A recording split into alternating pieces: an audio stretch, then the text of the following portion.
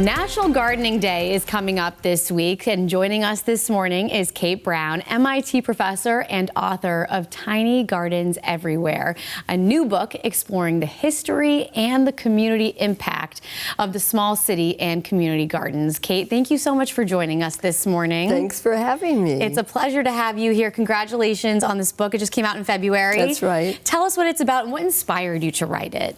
This book is literally about tiny gardens everywhere. We know that cities now are hotspots of biodiversity.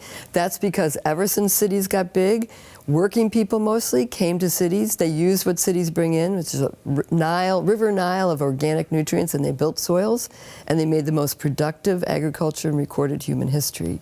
And in doing that, they made room for birds and bees and other creatures, but they also made room for community. And what was the writing process like for this book? What was your approach? Well, I do what historians do. I went into the archives, but I also did a lot of gardening. I joined gardening projects in Washington, D.C., and in Mansfield, Ohio, and Amsterdam.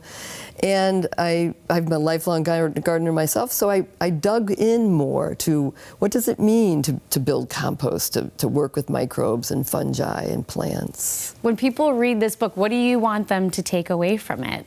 I want them to come away and see what the power of urban gardens can be. Not only can they grow a lot of food, they can build community as people have in the past, and they can sort of get out from behind their screens, get outside. I want to replace all the curbside parking with curbside allotment gardens.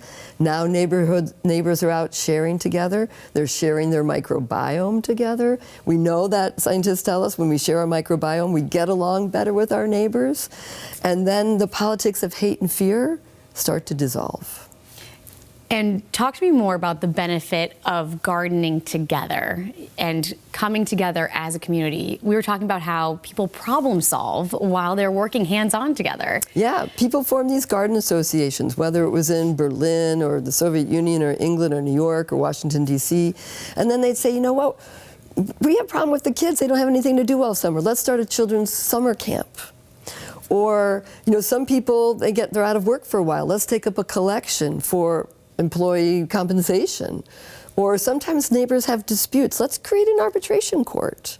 And these, because there was something called like a social infrastructure that the garden serves, people had a place to come together, and they had a way to make decisions through their sharing, and the generosity of plants transmits to sharing and generosity of human behavior. And it's a way to do something with your hands that's productive. You're getting off your phone. Yes. We're also isolated with our devices these days. Absolutely. We're totally isolated.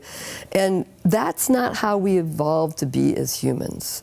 Humans have evolved to shake hands, give each other a kiss, share meals from a common bowl, break bread together, and grow food together. And once we do that, the plants are so generous. Like every gardener has too much zucchini in the summer and too many tomatoes and way too many seeds if you're a seed saver. So what do gardeners do? They're like, here, Anna, have some of my zucchini. That's so true. And you're true. like, sure, take some of my extra beans. We have some gardeners here at WBZ, and we have a table in our newsroom that gets filled up with extra food during the summer. Absolutely right. And so that's what people have done so well in the past. And what do cities have that's different from the countryside? We have sugar beets from Ukraine and wheat from the American West and beef from Argentina. And you can take all that scrap food, those nutrients, and throw them in rivers and make a stinking mess.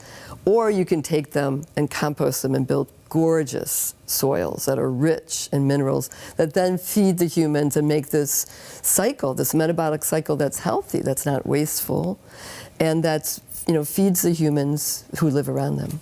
Kate, thank you so much for coming in today. Where can people find your book? You can find it on Amazon, but mostly at your local bookstores. Wonderful. Kate Brown, thank you for joining us. We appreciate it.